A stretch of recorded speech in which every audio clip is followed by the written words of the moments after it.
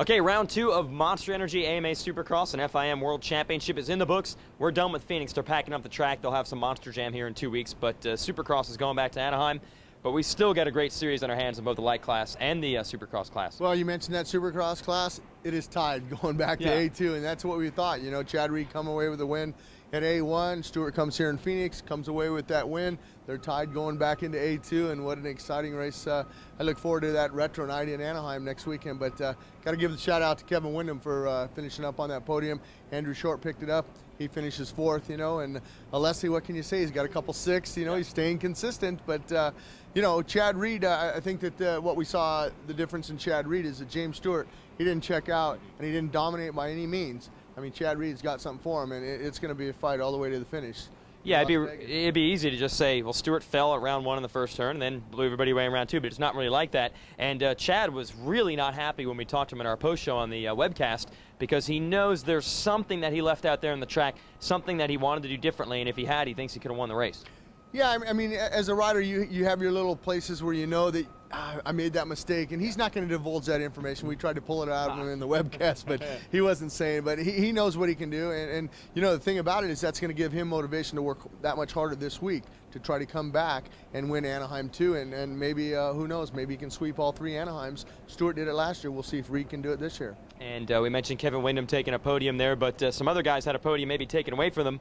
Mike Alessi lands a tough block, I think, on lap 2, and carnage all over the place behind him. Yeah, Millsaps, I mean, he looked really well. He got what he needed tonight, and he got a good start. He was up there. Him and Ferry both got taken out by that little incident with the tough block on Alessi. And the other guy that was handed that podium was Grant Langston. Unfortunately, he has that problem with a mechanical. Something happened to his rear shock out there, so he was unable to finish. But, you know, the Supercross class is interesting, but how about that lights?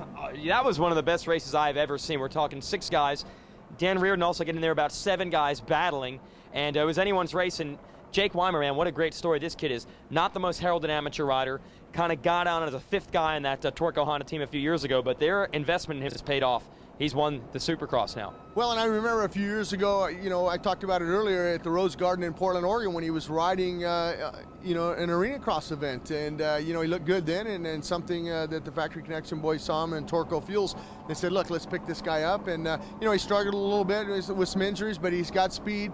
Comes away in October with the U.S. Open. When it's an open class, he wins it. And unfortunately, he had his problems last weekend. Didn't make that main event, but comes back here in Phoenix and shows guys, hey, you know what? I just had a problem last week in Anaheim, and I do belong up here. And he comes away with his first career Supercross win in the lights.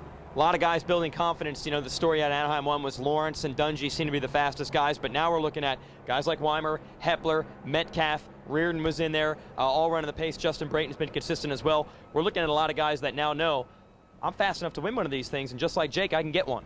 Well, and I think the other thing also is that, you know, all those guys are up front right at the start. I mean, it'll be interesting to see, you know, how Dungey can come through if he gets a bad start. I mean, both races he's been up in the top 5 right away. The other guy I was happy for is Metcalf getting on the podium there, Mitch Payton and the guys, because, you know, his teammate Austin Stroop didn't even make it to the main event, and Metcalf had his problems last week in Anaheim, stalling the motorcycle and finishing it outside that top 10. So, you know, he knows he's a threat to be reckoned with, as well as Daniel Reardon, and you know, give it up for Brock Hepler. He was up there fighting for it, and unfortunately he did that little slide out there, but what a great win for Weimer.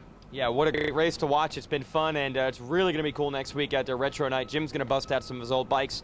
I might fit your old gear better than you, so we'll figure out some way to make the gear work, but we're going to do our best to turn. The helmet still fit, the jersey doesn't fit. I wore a large back then, and now I wear extra large, so you can wear my jersey, but we got a couple 86 250 and a 87 490, and I'm going to let you ride that 490 and feel exactly what I used to have to race with.